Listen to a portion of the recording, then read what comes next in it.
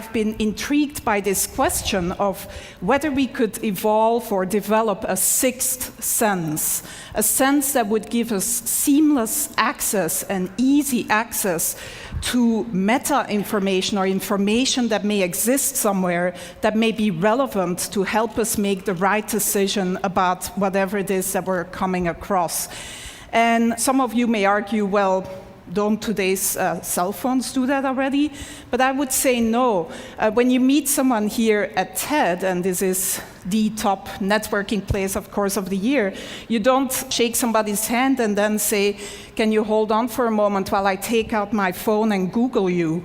Or when you go to the supermarket and you're standing there in that huge aisle of different types of toilet papers, you don't take out your cell phone and open a browser and go to a website to try to decide which of these different toilet papers is the most ecologically responsible purchase to make. So we don't really have easy access to all this relevant information that can just help us make optimal decisions about what to do next and what actions to take. And so my research group at the Media Lab has been developing a series of inventions to give us access to this information in a sort of easy way without requiring that the user changes any of their behavior. And I'm here to unveil our latest effort and most successful effort so far, which is still very much a work in process. I'm actually wearing the device right now, and we've sort of cobbled it together with components that are off the shelf, and that, by the way, only cost $350 at this point in time. I'm wearing a camera, just a simple webcam, a portable battery-powered projection system with a little mirror. These components communicate to my cell phone in my pocket, which acts as the communication and computation device. And in the video here, we see my student Pranav Mistry, who's really the genius who's been implementing and designing this whole system. And we see how this system lets him walk up to any surface and start using his hands to interact with the information that is projected in front of him. The system tracks the 4 significant fingers. In this case, he's wearing simple marker caps that you may recognize. But if you want a more stylish version, you could also paint your nails in different colors. And the camera basically tracks these 4 fingers and recognizes any gestures that he's making, so he can just go to, for example, a map of Long Beach, zoom in and out, etc. The system also recognizes iconic gestures, such as the take a picture gesture, and then takes a picture of whatever is in front of you. And when he then walks back to the Media Lab, he can just go up to any wall and project all the pictures that he's taken, sort through them and organize them and resize them, etc. Again, using all natural gestures. So some of you most likely were here 2 years ago and saw the demo by Jeff Hahn, or some of you may think, well, doesn't this look like the Microsoft Surface table? And yes, you also interact using natural gestures, both hands, etc. But the difference here is that you can use any surface. You can walk up to any surface, including your hand, if nothing else is available, and interact with this projected data.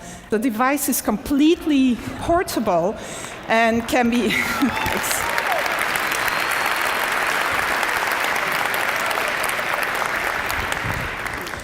So one important difference is that it's totally mobile. Another even more important difference is that in mass production, this would not cost more tomorrow than today's cell phones, and would actually not sort of be a bigger package and could look a lot more stylish than this version that I'm wearing around my neck.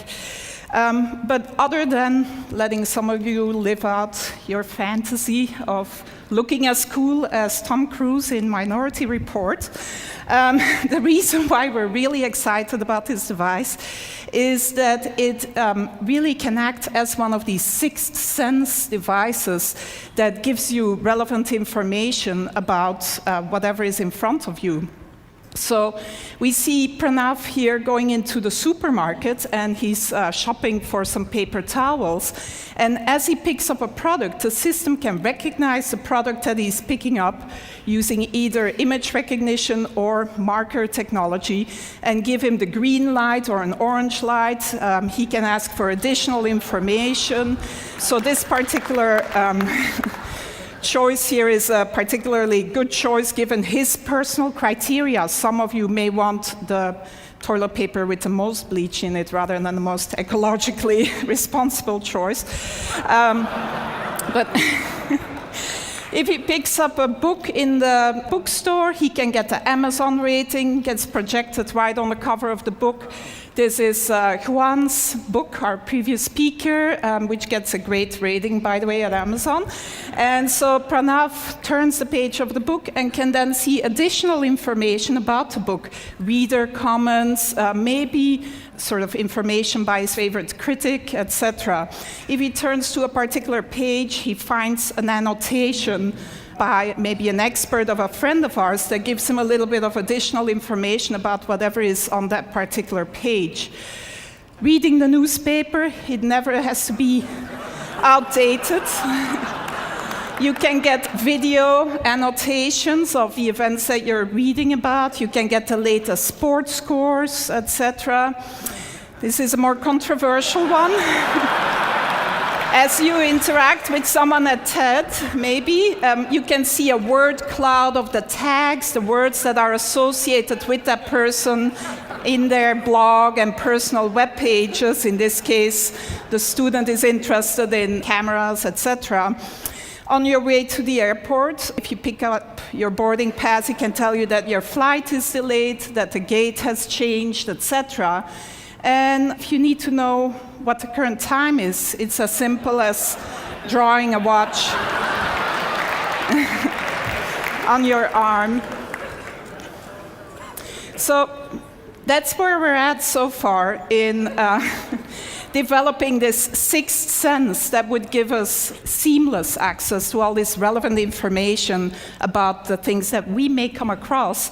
My student, Pranav, who's really, like I said, the genius behind this.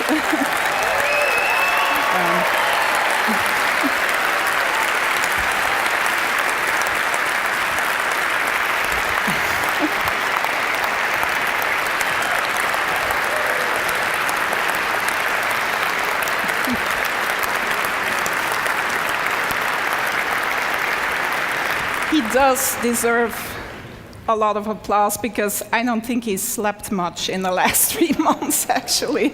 And his girlfriend is probably not very happy about him either. But it's not perfect yet. It's very much a work in progress. And who knows, maybe in another 10 years, we'll be here with the ultimate sixth sense brain implant. Thank you.